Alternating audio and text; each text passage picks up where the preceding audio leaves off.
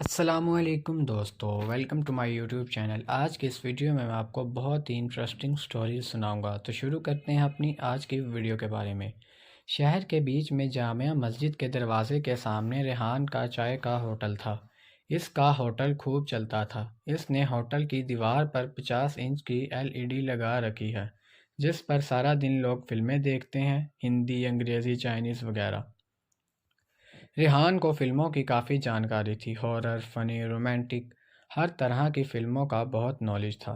ریحان 5 وقت کا نمازی بھی ہے۔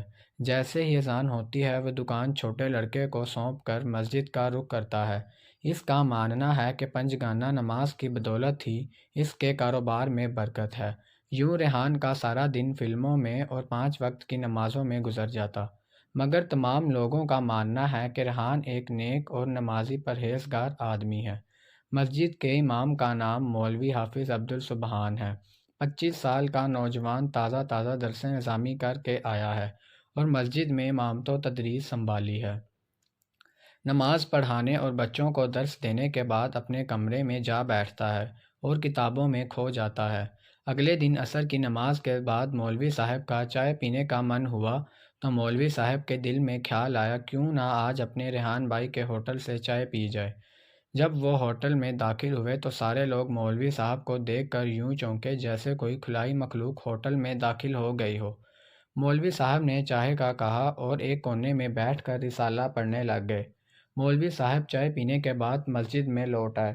نماز مغرب کی اذان دے کر مولوی صاحب مصلی پر تشریف لائے تو مقتدیوں کے چہرے یوں بدلے ہوئے تھے جیسے کون آ گیا ہو۔ پورے اطراف میں بات پھیل چکی تھی کہ مولوی صاحب بہت فلمیں دیکھتے ہیں اور ان کے پیچھے نماز جائز نہیں۔ مولوی صاحب کی چھٹی کروا دی گئی۔ عشاء کے وقت جب مولوی صاحب عبدالحافظ عبدالسبحان صاحب اپنا سامان سمیٹے مسجد سے نکل رہے تھے تو ریحان بھائی کے ہوٹل میں بیٹھے چاچا شریف نے ریحان کو پکارتے ہوئے کہا، اچھا کیا مولوی صاحب کی چھٹی کروا دی۔